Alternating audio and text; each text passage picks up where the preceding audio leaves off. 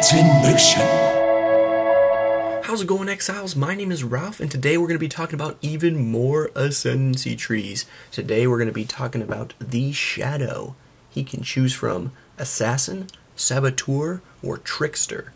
Let's get right into it. Alright, so you get the theme here. This guy, he's an Assassin. The small nodes, all of them have in common the 15% crit chance, which is pretty solid. So you're going to get 45% crit chance no matter what. Let's start up here. Toxic Delivery. 30% increased damage over time. It's quite a lot. Gain 10% of physical damage as extra chaos damage. 10% reduced damage taken from damage over time. Finally, I can live through Corrupting Blood. Now that last part's just kind of cutesy. 10% physical as chaos is a very, very strong talent. This with any physical spell could be really cool, linked to poison right away. This makes me think about EK poison build. 10% is a lot. Just that 5% node by Shadow is very strong. This is really good for 2 points. Really good poison for just 2 points. Up here, oh yeah, more damage over time. These have 10% damage over time. So 10, so yeah, you have 40, which is really good by here. Then Noxious Strike. 20% chance to cause bleeding on hit with attacks only.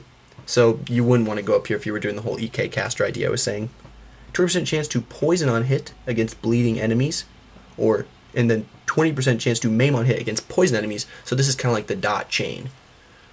First thing I think is puncture linked to poison, so you can just be maiming people. So you just have that 20% chance to maim. And, oh yeah, for those of you who don't know, bleeding does the physical damage over time. Poison does the chaos damage over time. And it can be caused only by chaos and physical damage. And maim is a new effect. It makes the enemy have 30% reduced movement speed. So this could be a really sort of, you dot them up and you slow them down, you lock those ranged monsters down, which is usually kind of hard to do. Maybe a puncture melee splash kind of build. I don't know. This one's pretty, you'd have to build around it because 20% chance on hit isn't a lot. Unless, of course, you're using multi-strike, then you could get, I'm sure you could keep this up pretty consistently on single target mobs. But as far as AoE clearing, 20% isn't a lot. Hopefully you're killing the mobs in less than 5 hits, so 20% is kind of iffy. But still, really cool theme. Thinking back to this one, with the EK, I don't know, a Blade Vortex poison build, because it casts so fast, you could stack up so many poisons on one enemy so quickly. Yeah, I don't know, maybe Blade Vortex instead. Alright, let's go down here. You get Power Charge Duration, which is not really useful. I mean, most people don't need any more Power Charge Duration, but it's convenient if you're building Power Charges. 10% chance to gain a Power Charge on non-critical strike. I really like this talent, and it's only 2 points. So it really helps get those crit builds up off the ground, starting out. Maybe even Cold Snap. I don't know. The problem is, at endgame, hopefully, you're critting all the time, so you don't really need this. You're not going to hopefully have a lot of non-crits, but if you're ramping up into stacking up your power charges, I suppose this could be good. I like it for 2 points because you can start those crit builds sooner. Power charge duration again. Deadly Infusion. 15% crit multi per power charge. Wow. 0.5 base crit chance per power charge. Explosion. This talent is amazing. For 4 points, you're going to have to do a lot to compete with these 4 points. These are the kind of points that make you really want to see the balance changes in Ascendancy because these are bonkers. This is a bonkers stat. You can get 7 power charges with the tree. You can get 3 and then 1 from the Bandit's Quest and Merciless. 0.5 base crit chance, that's 3.5. The lowest crit chance anything has is 5. So that would bring everything up to a minimum at max charges of 8.5. 8.5 is plenty. Plus, you're getting, if you have 7 charges and then crit multi, 7 times 15, like 105 crit multi. Crit multi is not easy to come by. I did the math, because you look at this tree, right? and you think to yourself, toxic delivery, damage over time, poison, some stuff here, some crit. The tree just screams Beano's kitchen knife, like for sure. And with a 9.9 base, with that enough crit, and then if you stacked up the base, you could actually get enough crit for Marilyn's Fallacy, that amulet that has 40% less crit chance, but then the 150 multi. Can you imagine 150 multi from that amulet? And a Beano's, and then an Abyssus 300 multiplier. Definitely not a hardcore build, but there's not a single thing you wouldn't one-shot. And for casters, I really like this, because pretty much if you want to go crit, play this class. And there's no, I know this is controversial because people are saying, oh, you know, it's boring, it kind of simplifies it, but we don't have flavor right now, and this really gives us that. If you want to play crit, play this. If you want to play crit, you don't have to. There are other good Ascendancy talents. If you've looked at them, you've seen it. This isn't the only thing to do, but if you really want to scale your crit, this is where to go. If you want that screen shake going all the time, this is the way to go. These last four, crit multiplier, 15%, great. That's great. These are awesome. 75 crit multi against enemies on full life. That's so cool. That first hit, bam, you're just going to hit them hard. 100% more crit chance against enemies that are on full life. And more crit chance, so if you're at 50%, you're critting them for sure. Hopefully, if you can hit. This is awesome. I really like this. I like this idea that your first hit is a really hard hit. If you were kind of, if you had this one only, somehow if you resisted picking these talents, it'd be hard to do, and you did this sort of damage over time. See, puncture scales really well. Dots in general, things like puncture and poison, scale really well with dots. If your first hit is a guaranteed crit with a bunch of multiplier, it does a percentage of the initial hit, so they're going to drain for this initial hit. So the bigger the hit, the bigger the dot. This is really cool for that sake, and also just against mobs, when you get to the end game, you're going to one-shot everything, and that's going to feel... You're going to and then for bosses, it'll give you a good start on them. I like this one. Down here, Assassinate. Hits deal 30% increased damage against enemies that are on low life. Nice. 100% more crit chance against enemies that are on low life. And crits have Culling Strike. Culling Strike means that when they get to 10%, they just die. They get chunked down and you kill them. This is awesome. This is basically the finisher-upper. I really like it. These two talents really make me feel like this is almost for boss killing, because when you have these enemies with such large areas of low life because they have a huge HP pool, that will really speed up your DPS. Your first hit's going to be a large one. Still, it's hard to pick. I mean, it's hard to not get these. If you were just doing a caster, any crit caster, you'd get these. Easy crit scaling, you get this one. So your first hit is just going to be a powerhouse. Even though there's not much creativity here. It's dots and crit. I really like this one. It's really cool. Fits the theme. The Shadow deserved this tree. It makes sense for him. On to the next one, Saboteur. This one is similar to the last tree. The theme is it's rigid. It is, you'll see, it's very clear what they intend for you to do with this. Each node has elemental damage, which I kind of have beef with, because this is traps and mines, and elemental damage. Bear Trap is one of the oldest traps in the game. Come on, I love the fizz damage traps. I love the EK trap. Give the fizz damage some love. I don't think it's fair to have elemental be on here only. Let's start with this stuff. 4% movement speed. These nodes having 4% movement speed, that's great. Really nice. Blinding Assault. Immune to blind. 10% chance to create a smoke cloud when hit. Enemies standing in smoke clouds are blinded. Okay. 10% chance to blind enemies on hit. Blinded enemies have their chance to hit halved. Wow. That's pretty defensive. At first when I looked at this, I thought it was kind of stupid, because I was like, if you're playing a Shadow, you're around all this evasion, so you're not going to get hit. So you're probably not going to make that smoke cloud. But still, you have that 10% chance to blind, and I think the idea is, if you do get hit, you're going to make the smoke cloud, and then they will not hit you. Because if you have evasion already, and then their hit chance is halved, yeah, you're not going to take hits. I actually think this is really cool. I mean, I would like to see more blind love anyway. The blind love. Born in the Shadows. 30% increased damage against blinded enemies. Now that's good. That's a talent. That is a strong 30%. And then the 6% reduced damage taken from blinded enemies. Blind support gem, anyone? I don't know. Maybe just the Bringer of Rain. I would love to see that, because you get the built-in on your link. Maybe some Bringer of Rain. 50% increased blind duration, and then 6% reduced damage. Yeah, the 6% reduced damage is very nice. This is definitely the tanky 4 here. A little weird. I would love to see someone use this, because blind is not really popular. I don't think people seek out blind ever. But still, I can see how these would be good, because if their hit chance is halved, and this buff too, yeah, pretty cool. Check this one out. 6% all res, it's okay. Explosive Expert. Gain 10% of physical damage as extra fire damage. That's alright. Damage penetrates 8% elemental resist. That's good. Damage pen, elemental pen is great. So if you are using a bear trap, you'll get the extra fire damage. If you're using an elemental trap, you'll just get the extra pen. If you're using the physical traps, you'll still get the pen. 10% reduced damage taken from traps and mines. That's kind of cutesy, because I mean, there's not a lot of traps and mines in the game. Now, I know traps is technically the ones we throw, but they ought to be careful with their wording here. Maybe it means traps in the labyrinth? No, probably not.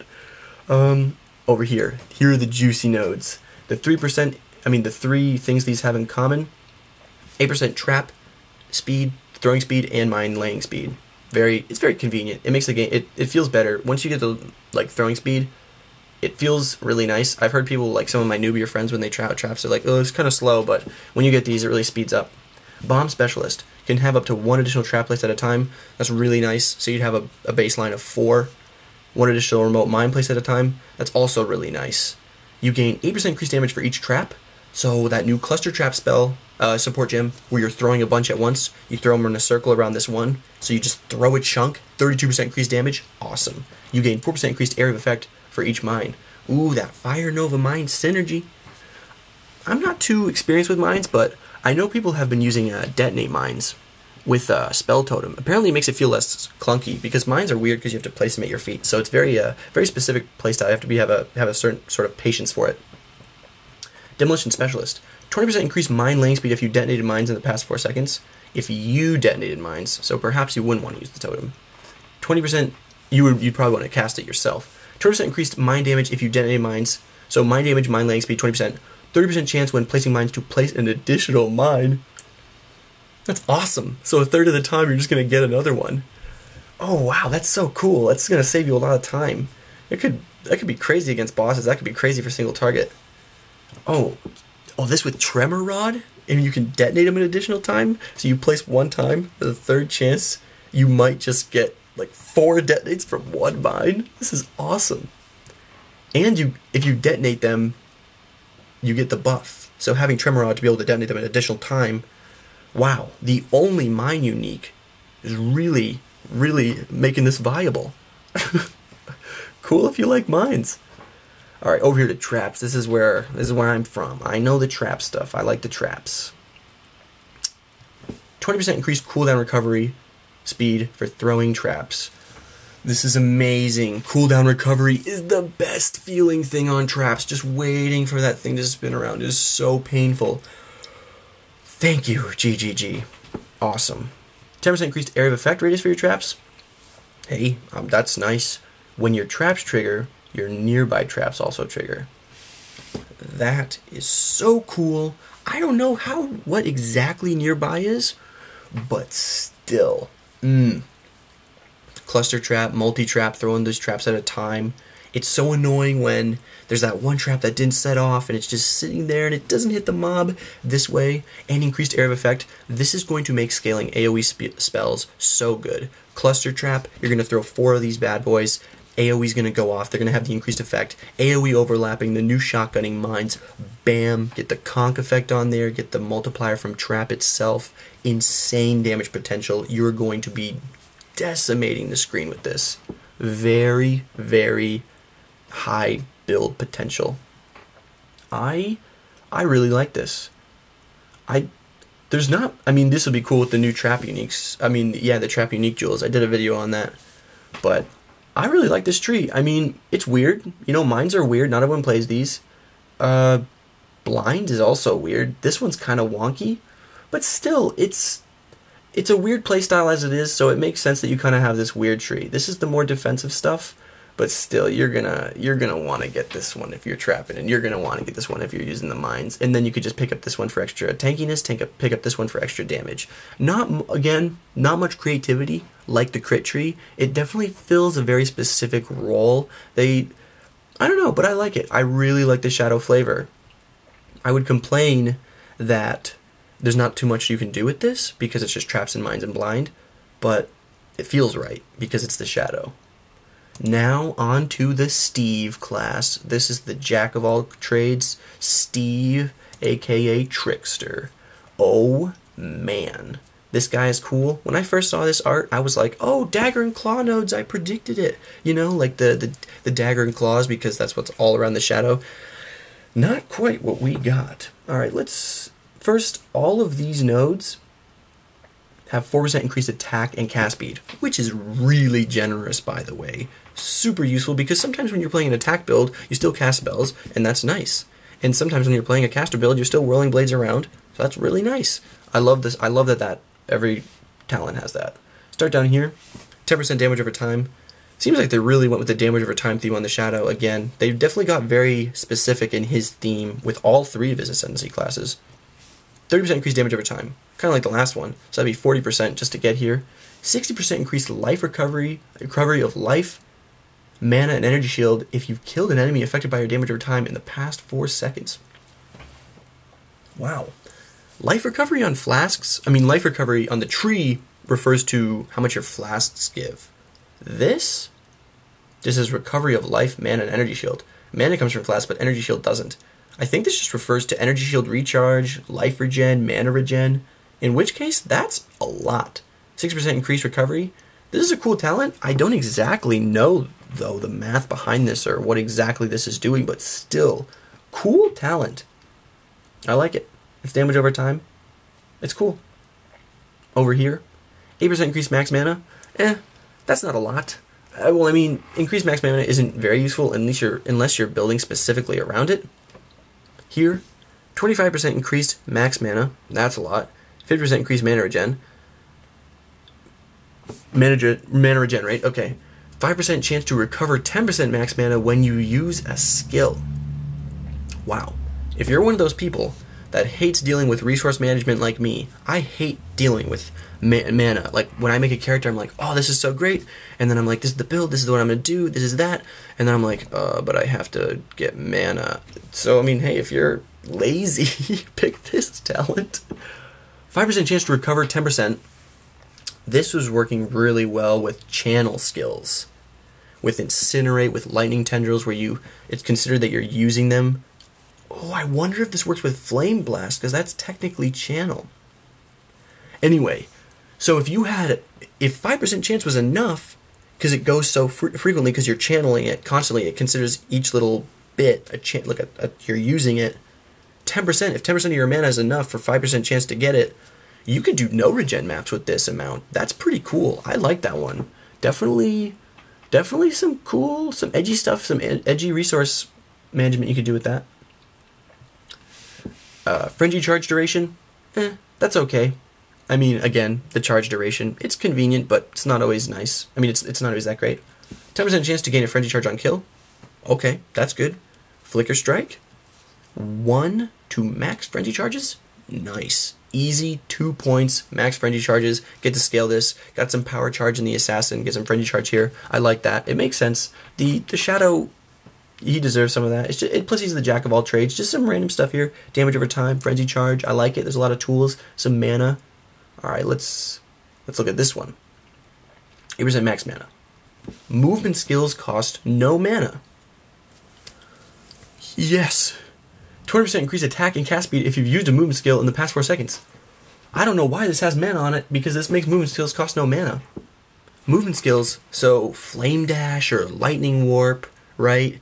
or Blink Arrow, they'll cost no mana. But what about your builds? What about Cyclone? No mana for it?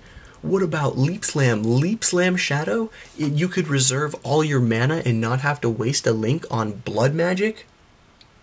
Because they're going to cost no mana. This is so cool. I love it. And also, cost no mana, you get the attack speed and cast speed. So if you have a movement skill build, the Whirling Blades, oh man, and let's not forget, 10% Frenzy Charge on kill, movement skills cost no mana, 10%, the Poacher's Mark is 30, the 25, the 30 Blood Dance, all that good stuff. You can get 100 Frenzy Charge on kill, and your Flicker Strike will cost nothing because it's a movement skill.